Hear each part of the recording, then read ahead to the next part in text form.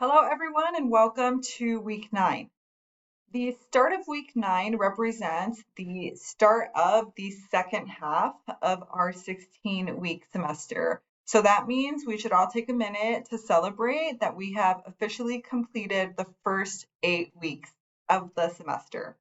You may also have a catch-up week in some of your other library technology classes. And really, the purpose of this week is for students to take a step back, reflect, and possibly review any of the work that you've submitted through week 8. The only assignment you'll be submitting for week 9 is the LibGuides Share Out discussion. It's a very short discussion, only worth 20 points. The purpose of that is to give you some time to either go back into your LibGuides setup assignment if you need to, or to continue working on your library technician interviews if you need to do that as well. In the Module 9 introduction page, you'll see that we have some optional materials that are available for your review in the case that you are all caught up and you'd like to take a look at some examples of student work in this course, right? So first I have some examples of library website reviews that clearly identify some of those websites that you all took a look at for the group project. And they clearly identify those libraries as a specific library type. I've also added this page with some examples of library mission statements to help further expose students to what a library mission statement can sound like. For your final project, you are not expected to draft a completely new mission statement. That is a very arduous process that happens in libraries, usually through what's called strategic planning, right? So you are not expected to write a brand new mission statement.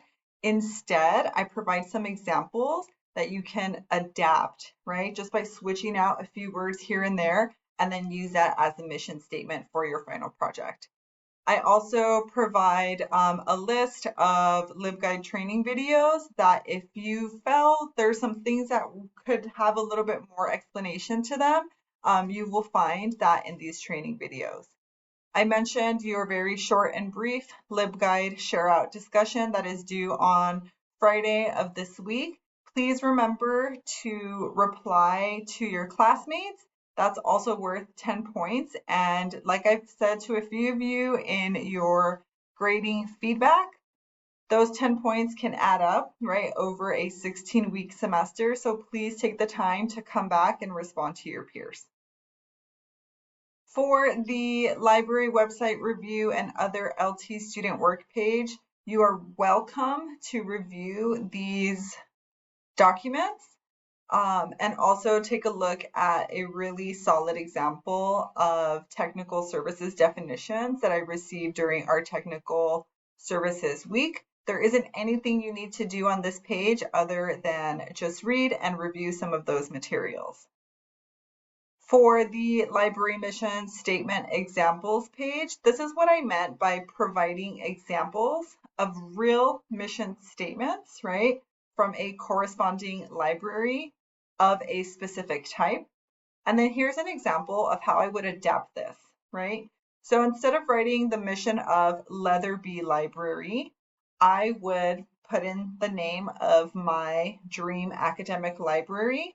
And then you do need to add the library type to any of your mission statements for the final project, right? You don't normally see that in mission statements for different kinds of libraries, but for our assignment, that is a requirement because that is one of the learning objectives for the entire class, is that you are able to identify what kinds of library we are reviewing, discussing, or presenting as a dream library. I also included some examples of organizational charts. I do have the Leatherby Libraries org chart down here just to show you how an organizational chart can support a mission statement, right? If the mission of Leatherby Libraries at Chapman is to provide personalized services and relevant collections, this chart can show you how that is done through the different areas of the library. Your discussion for the week, like I mentioned before, is intended to be a time to reflect on the process of setting up your LibGuide in preparation for the final project. There is a question on here that asks about your interest in attending a 1-hour Zoom drop-in session during weeks 14 and 15.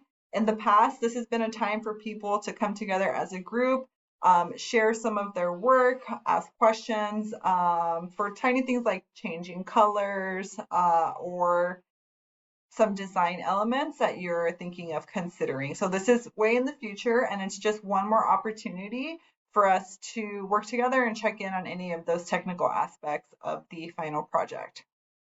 I've also opened up some additional appointment times for anyone who was not able to make their week 8 appointments for the LibGuide setup assignment. This would be another great way to use week 9 is to reschedule. You'll see under research appointments from the library homepage that I have opened a few more slots this week on Tuesday and Thursday from 4 to 6 p.m.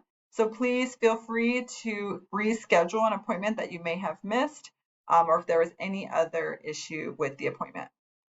Other than that, I really do hope that you all have some time to rest this week.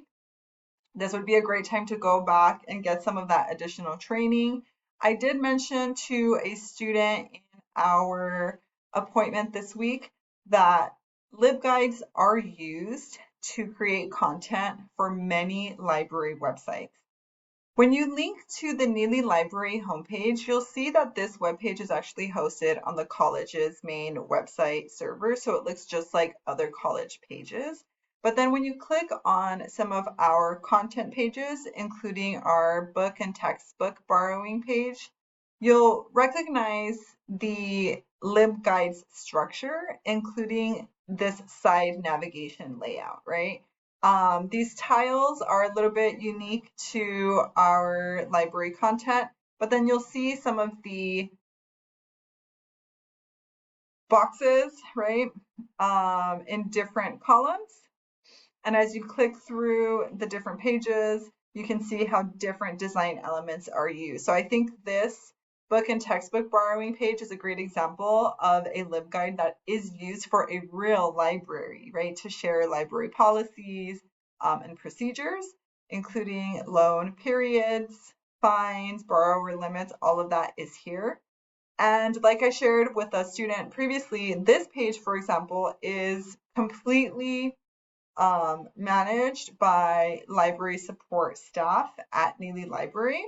And so if you're ever in a situation where you're asked in an interview, what's your experience using SpringShare products, right? You can say, I completed a LibGuide for a Dream Library as part of a final project for my class, right?